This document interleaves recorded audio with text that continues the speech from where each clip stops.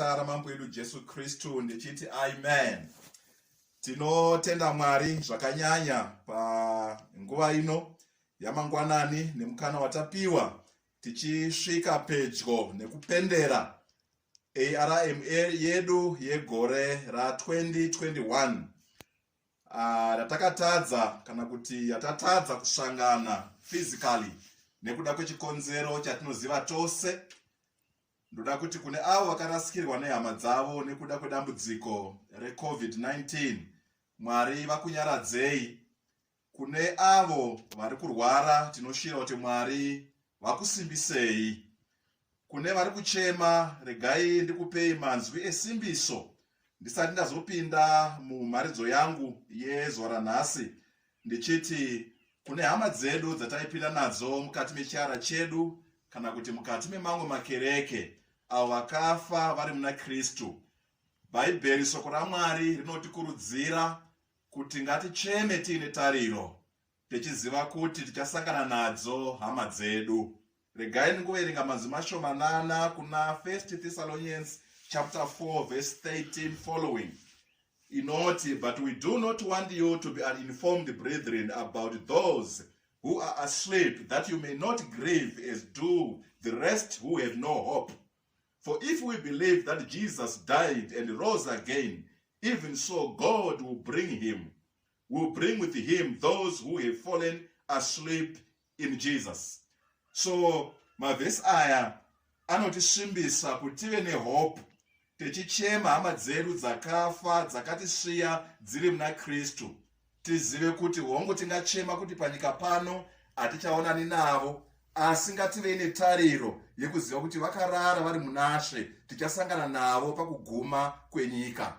Naizvozvo pakupedzisira kwepaseji ino pavhesi 18, Paul anoti, therefore comfort one another with these words.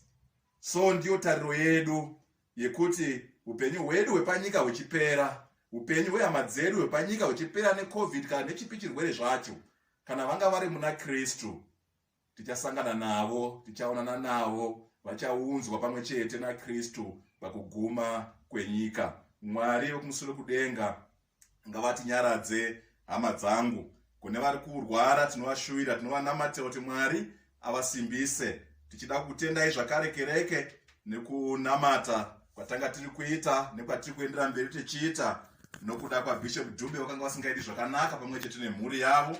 Makavanzwa vachitaura vachipa uchapupu hwavo. Tinotenda Mwari wedu ndiMwari wakatendeka. Tinoramba tichivakumbirira kuti Mwari arambe achivasimbisa vapedzise basa Mwari ravanoda kuti vapedzise vari panyika pano, kudai nekunzwa kutaura kwavakanga vari kuita. Chiregai zvino ndiuye mupaseji yedu yezuva ranhasi, tichisvika pedyo nekuzopendera ARM yedu. Takanga tine theme yatanga tinayo yehope yakabatwa nevaparidzi vedu kubva nemusi wechitatu tichitanga namuvhangeri chidhau kusvika nezuva manheru. Nhasi uno this Sunday handisi kuzobata pamusoro petheme iyoyo. Ndoda kuti tichisvika mukupendera, ndine manzwi Mwari akaisa pamwoyo wangu wekuti tionisane, tikurudzirane, tibatsirane sekereke. Manzwi atinoona kubhuku raMark chapter 11 verses 12 to 22.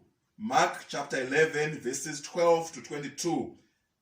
Ndichaverenga pano, asi handizo pakuparidza handizobati mavheses ose nekuda kwenguva yedu, asi ndo pari kubva mharidzo yangu yemangwanani ano. Regai ndiverenge Mark chapter 11 verses 12 to 22. Verse 12 inoti, and on the next day, when they had departed from Bethany, he became hungry, and seeing at a distance a fig tree in leaf, he went to see if perhaps he would find anything on it. And when he came to it, he found nothing but leaves, for it was not the season for figs. And he answered and said to it, may no one ever eat fruit from you again. And his disciples were listening.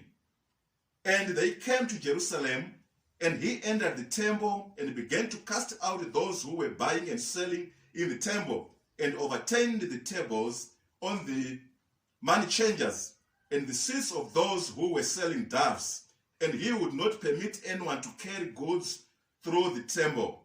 And he began to teach and say to them, is it not written, my house shall be called a house of prayer for all the nations, but you have made it a den of robbers? And the chief priests and the scribes heard this and began seeking how to destroy him, for they were afraid of him, for all the multitude was astonished at his teaching. And whenever evening came, they would go out of the city. And as they were passing by in the morning, they saw the fig tree withered from the roots up. And being reminded, Peter said to him, Rabbi, behold, the fig tree which you cursed has withered. And Jesus answered, saying to them, have faith in God. Truly I say to you, whoever says to this mountain, be taken up and cast into the sea, and does not doubt in his heart, but believes that what he says is going to happen, it shall be granted him. Therefore I say to you, all things for which you pray and ask, believe that you have received them, and they shall be granted you. And whenever you stand praying, forgive if you have anything against anyone, so that your Father also who is in heaven may forgive you your transgressions. But if you do not forgive, neither will your Father who is in heaven forgive your transgressions. Ngatinamatei. Baba vedu tinokutendai Mwari wenyasha panguva dzino dzamangwanani. Tinokutendai Baba nevatauri vose vamakafemera inzwi renyu kuti vataure pamusangano uno wechitanga nemusi wechitatu kusvika muzuva ranhasi. Tainamata zvino soko renyu Baba, ndariverenga. Vana venyu Mwari vakateerera, ndaikumbira Mwari kuti mutaure sezvamunoda. Ine Mwari ndingova mouthpiece, ine Mwari muwe ndimi munotaura. Mazvita kuzuva impiwe mbiri murumbidzwe nokusingaperi. Amen. Tinotenda Mwari. Ndofunga vazhinji vedu tiri familiar nenyaya iri pano. Nyaya iri pano ndeyatinoona mu the Passion Week yamambo edu Jesu Kristu. Vapinda muJerusalem on a Sunday evening. Vapinda muJerusalem on a Sunday evening. Tinozwa kumashure kuti vanopinda muJerusalema voenda kutemberi, voinspecta mutemberi voona zviri kuitika imomo, then vanodzoka. During that week iyoyo vaiti during the day vari muJerusalem, then manheru vobuda voenda kuBethany. So vabuda nemusi weSunday manheru vachienda kuBethany. Sunday Monday mangwanani vakuuya zvakare muJerusalem. And vari kuuya kutemberi kudai, tinozwa panapa kuti Jesu akanga vane nzara vari kubva kuBethany ari mangwanani. Maybe zvotiudza kuti pamwe vakabva kumba vasati vadya breakfast yemangwanani, kuda nekuda kwezvavakanga vaona mutemberi musi weSunday. Maybe vanga vatoona kuti tine basa rekunoita mutemberi, vafumba mangwanani vakuuya kuenda kudzika kutemberi. Vari kuuya kudaro, zvanzi vari nechekure vanoona muonde wakanga uine mashizha. Muonde uyu, remember kuti nguva inoyi yatiri kutaura nezvayo iyi in terms yenguva yegore, tiri muna March, April. And maonde, nguva inoyi yaMarch, April, mionde inenge ichiri kutanga kubuda mashizha. And ichiri kutanga kubuda mashizha, mashizha iwayo anozonyatsokuwanda patime yekunana June. And patime yekunana June iyoyo ndiyo nguva ya mionde yaitarisirwa kuti inenge yaane maonde. Asi muonde unoyu wanga uri unique because already in around April muonde uyu watoone maonde anoratidza kuti waane michero. Muonde usaitarisirwa kunge wazara nemashizha usina michero, asi unoyu wanga wazara nemashizha. Asi tinoudzwa panapa papassage yedu kuti izvo yakanga isiri nguva yemaonde. So already pane zvinhu zviviri zvisiri kuenderana panapa. Chekutanga ndechekuti muonde uyu watozara nemashizha nguva yausingafani kunga wazara nemashizha. Chechitu ndechekuti Jesu vari kunotarisira muonde kuti unge uine vana panguva isiri yemaonde. Nekuda kwei? Nekuda kwokuti vachitarisa uri kure vairatidza kuti unofanira kunga vava nemaonde. So Jesu ndo paanosvika ipapo. Jesu asvika ipapo vashayiwa maonde. Paverse 14 toudzwa kuti zvanzi Jesu akati kumuonde uyu, may no one ever eat from you again. Jesu wakondema wakesa monde uyu. Vanopfuurira nerwendo rwavo vanoenda kutemberi. Vasvika mutemberi, chii chavanoona chiri mutemberi? Chavanoona vari mutemberi, chiri mutemberi ndechekuti mukati metemberi manga muine court kana kuti makanga muine ruvako kana kuti building kana kuti side rebuilding yetemple yakanga yakaiswa designated kuti ndeye kunamatira kwemaGentiles, nekuti maGentiles vasaisangana pamwe chete nemaJews mutemberi. MaJews vaisangana in the inner part, maGentiles vane chekunze, kukoti yechekunze. Asi nawo zvakanga zvoitika ipapo, yakanga yava nyaya yekuti that part yemaGentiles iyoyo yakanga yave kushandiswa nekuti vamwe vanhu vaibva nzvimbo dziri kure vachiuya kuzopa masacrifices avo nemaofferings avo mutemberi panguva inoyi. So vanhu vaibva kure vaiuya vaine mari kuti vazotenga zvipiriso zvavo, kuti mhuka dzavanenge vachida kuti vazopa zvipiriso mutemberi. Vaibvawo mudhuze vakanga vaine mhuka dzavaida kutengesa, vauya nadzo patemberi ipapo. Avo vabva kure vouya nemari, vari mudhuze vane market yavo vouya kuti vatengese. Chimwe chakanga chiri kuitika ipapo yanga iri nyaya yekuti maJews vaibva kure vakanga vasingagari muJerusarema vaishandisa macurrency mamwe kwavaigara ikoko, madiasporas. Zvavaita those people vaiuya nemari yavo yekunze, asi mutemberi kuti vakwanise kubhadhara tax yemutemberi, annual tax, paidiwa local currency. So zvapaidiwa local currency, vaibva neforeign currency vaiuya nayo. Then money changers, issue money changers muZimbabwe tinoiziva tese, it's all over matowns. Money changers, they are in every street. So now money changers vaitizoya mutemberi muya vachichinjanise mari, vachicharge high rates. Ava vaitengese mhuka dzavaitengesa nenjiva dzavaitengesa, ava vaitengesawo vachishandisa high rates. So koti yekunamatira kwemaGentiles yakanga yakuizwa abused, yakanga ya eden. Jesu unotaura tikazoenda pavhesi ya 17 unoti, is it not written, my house shall be called a house of prayer for all the nations, but you have made it a den of robbers. And Jesu panapa pavari kutaura kuti izvo, you have made it a den of robbers, vari kukota kuna Jeremiah chapter 7 verse 11. And ikoko kuna Jeremiah chapter 7 verse 11 zviri kutika ikoko ndezvekuti Mwari vari kukondema chinamati chemaJudha changa cha hypocritical. So God is condemning that. So Jesus, by quoting kuna Jeremiah chapter 7 verse 11, vari kutaura kuti vari kukondemawo zviri kuitika mutemberi umu. So temberi yakanga yoshandiswa senzvimbo yekutengesa nekutengeserana kusina kururama. Varombo vachichajwa mafigures akawanda kuti vakwanise kutenga zvavaitenga. Vaibva kunze vachichinja mari dzavo vaishandiswa maresi akakura. So now takuda kuona dzidziso iripo panyaya yatiri kuona panapa iyi. Dai ndaizopa musoro wenyaya kana kuti theme iri short iri easy to remember, I would say lero ndiri kuparidza at a local church pane vanhu vari kunyora manotsi. Short musoro wenyaya wandaizopa ndewekuti what is in the temple. Wakaita senge mubvunzo, what is in the temple. Ndaizopa a long main idea of my sermon. I would say God condemns religious appearance that does not match reality. God condemns religious appearance that does not match reality. Kana kuti Mwari havagamuchiri chitende chisingaratizwi muzviito. Kana kuti ni short sekutaura kwandaita ndaizoti what is in the temple. Mutemberi muneiko.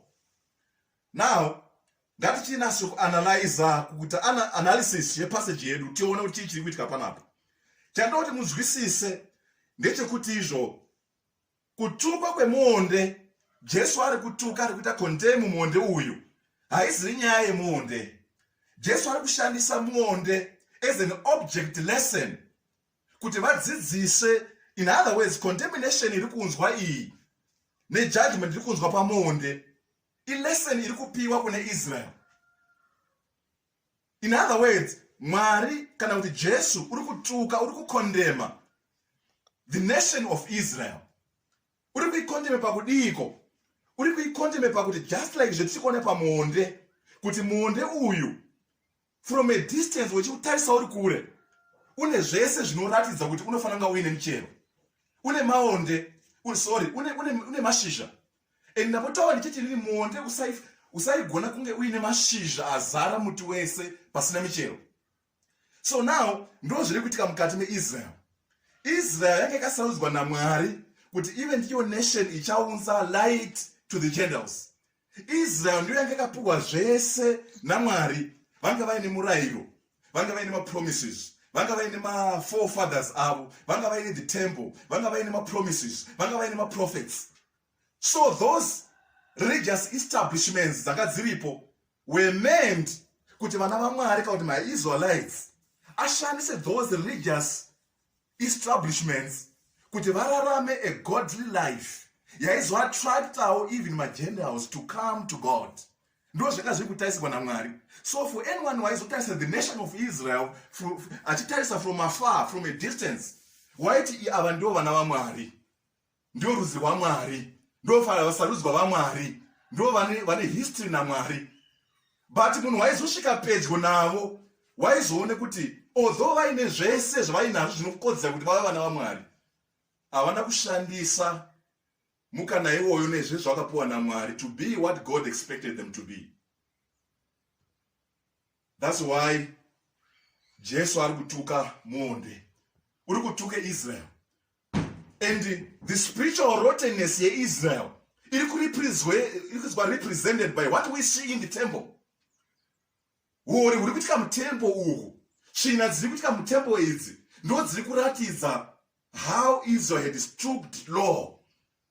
The level of Israel payasvika zviri kuratidzwa nezviri kuitika mutemple. In other words, wechiona Israel uri kunze, wechiona history yayo, wechiona zviri kuitika ikoko, munhu would say kuti Israel vana vaMwari, Israel yakarurama, Israel ine zvese. Asi Jesu uri kuti just like muonde uyu, you have missed the mark, Israel. You have everything. Mwari vakupai everything. Zvekuti maifana kunga makachena makarurama vanhu vese vachiziva Mwari kubudikidza ndimi, asi you have lost it. God is condemning Israel. Now, what lesson can we draw from this teaching? What lesson can we draw from this passage as a church? In other words, application or implication for UBC and the implication for each individual member. There are two applications, there are two implications. The first implication, they do kwatiri as a church, as UBC. Then the second one, inobate wewe as an individual. The implication ekutanga ku UBC ngekuti God expects us to use the religious establishment that we have to be what God expects us to be.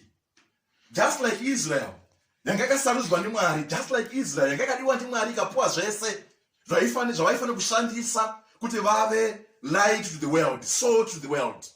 Isusu as UBC, tinazvo zvatakapiwa ndiMwari. When my spiritual establishments or religious establishment that we have, atinofanira kushandisa so that vanhu vachitiona. Let me just give you examples. We've got our institutions dzakaiswa established way back by the missionaries. We have a strong history. Hatingatauri here the advent kana nekuuya or the visit of the third person of the Trinity parisitu. That's a strong background, a strong history yatina as a church. We've got tinozviona sevanhu vakabata vhangeri mazviro kwazvo, rightly dividing the word of truth. That's our motto. We all know that. It is something chatakapiwa naMwari chatinacho. We've got our elders vakabva nesu kure. That institutional memory yavainayo inotibatsira kuenda mberi as a church. We've got our structures, our buildings. We've got our revival meetings. We've got our regalia, my uniforms zakanaka chaizvo kuti manamai vaapfeka, mabhande asunga, makora apfekwa. zvinoratidza kuti onai chechi, onai vanhu vari pamusangano, onai vanhu vari muchechi, onai mai vari kuenda kuchechi avo. Zvinodadisa zvakanaka. Asi the question ndeyekuti, have we used these establishments? Have we used these things to be what God wants us to be? Tazvishandisa here, our institutions. If you are to Rusitu, nharaunda yakakukomberedzai, if you are to Biriri, if you are to Rusitu Bible College, Rusitu Hospital, Rusitu High School, Biriri, Conference Center, Head Office, Windows of Hope, vanhu vachitarisa, vachikuonai as a Christian establishment. Vanotarisira kuti ndiwo pane kubika, ndo pachiri kutarisira kuona holiness, ndo pachiri kutarisira kuona vanhu vanounza chiedza in the community. But if people are to come closer, to spend time with you, kuuya pedyo nemi, what will they see? Just like Jesu akaona monde uya, wairatidza kuti une michero, asi asvika pedyo there was nothing. Just like Israel, yakaine zvese zvaikodzera kuti vanhu vachiona vaizi ndo vana vaMwari. Asi Israel pakashayikwa michero, there was nothing. You be say,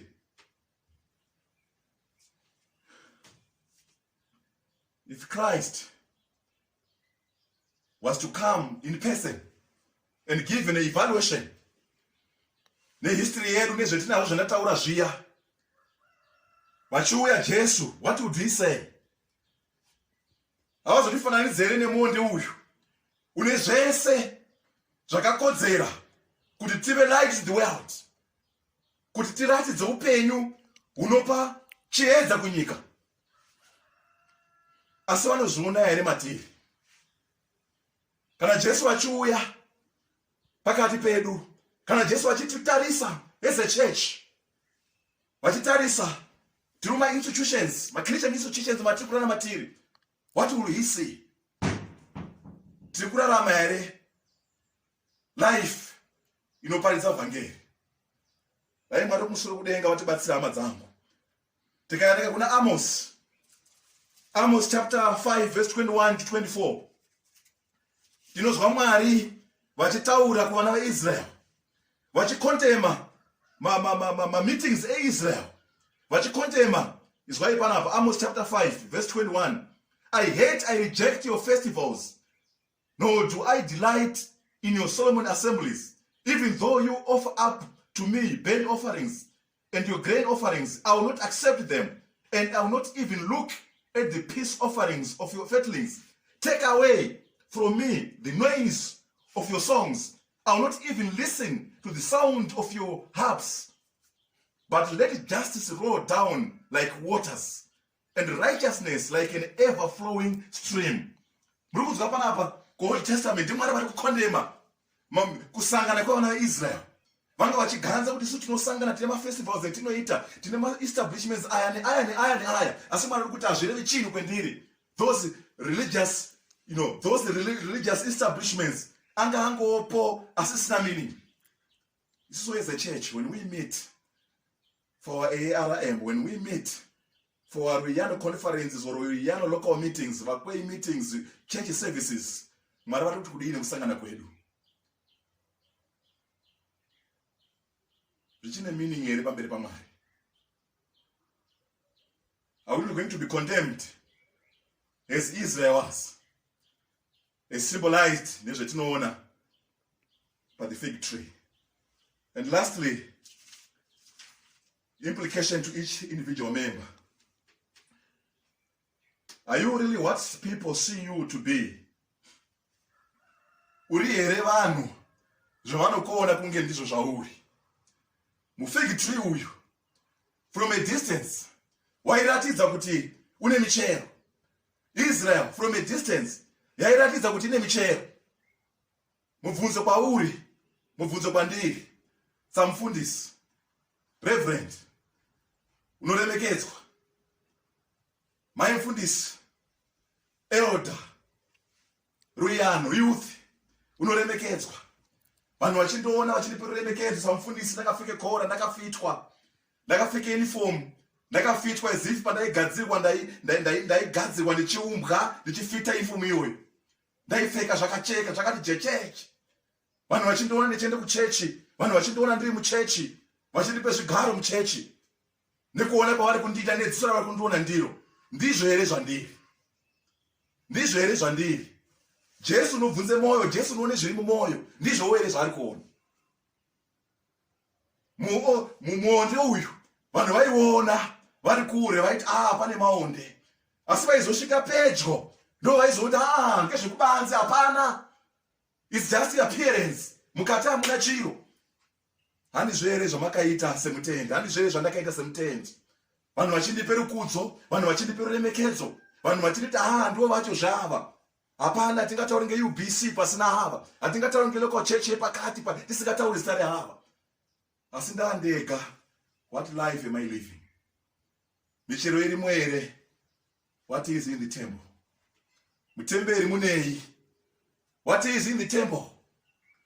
And munoona petinoye muNew Testament, temberi yotaurwa na Paul nyora, otaura kuna 1 Corinthians chapter 6 verse 19. Wakutauri zvanzi chiko, hamuzivi kuti mumwiri wenyu itemberi yemweya mutsvene. In other words, zvoreve izvi zvore kuti temberi nhasi unouyu haisiri temberi yechivakwa, wamuviri wangu. In other words, how am I using the temple? MaJews vanga vane zvakawanda zvese, as right in the temple there was corruption, right in the temple there was evil yanga iri kuitikamo. Handizvo here zvandiri nhasi, zvokuti ndinoparidza, ndiri muzvigaro, ndinoita zvese izvi, as I'm defiling the temple of the Holy Spirit. How is my life? How is my private life? Ndandega ndisina unondiona, ndope ndinopone chiKristu, ndopanoratidze zvandiri chaizvo, ndandega. Oro vanhu vandinoswera navo ndo vanonyatso kundiziva. Mukanzwa vanhu votaure munhu kuti munonatse kumuziva here nhingi. Vari kutaura zvamuri kuona izvo ipretense, uri kupretenda, handizvo zvaari. In other words, kazhinji tinorarama upenyu huviri, upenyu hwekuchechi nereal life. And God is concerned nereal life. That's why mazwa kuna Amosi ari kutaura kuti izvo zvamuri kuuya neizvo muchiita zvese izvo I reject. Because muri kuti maudze mafatlings enyu, maudza zvese, maudze kwekumba, maudze kumasocieties kwenyu, muri kuita injustice. So Mwari haabatiki chete zvandinoita ndauye mutemberi, ndauye mumba yaMwari. Vanobatika how I live my daily life. Mudzimai wangu achindiona ndakamira pamberi pechechi, zviri kundione chechi, ndizvo here mudzimai wangu uri kuwirana nazvo here? Uri kuti hamumuzivi uyu. Asi murume ndinogara naye muri kuone muchechi uyu. Ndiye unyatso kundiziva, ndo mune life yangu. The community andinorarama ndiri, maneighbors angu kubasa kwanoswera, what will they say? Ndo vanhu vari pedyo neni, ndo vanhu vanonyatso kuone zviri mumuti, kuti muti uyu mashizha chete hamuna muchero. Hama dzangu, Mwari uri kumusoro kudenga, dai vatibatsira.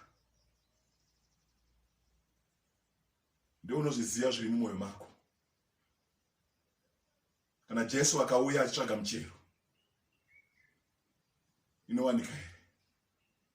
Mashizha hongu aripo, zvekunze zvinooneka zviripo, muri memba yechechi, munazo nguo dzechechi, munazvo zvigaro zvemuchechi, munawo ruremekedzo runopiwa ngechechi. Asi Jesu ouya achibvunze mwoyo, zviri mumwoyo, vanoona makaita sei. Dai Mwari kumusoro kudenga vazotibatsira hama dzangu, tararame the life that God expects us to live. What is in the temple? Mutemberi munei? Hamuna here makanywa kanywa? Hamuna here zvakasviba zvirimo? Asi zita tinaro, we are Israel, tisu vana vaMwari. As right at the heart of it, hapana mune zvakanaka. May God help us. What is in the temple? Mutemberi munei? Mwari ngatikomborere zita rakanaka ramambo edu Jesu Kristu. Amen.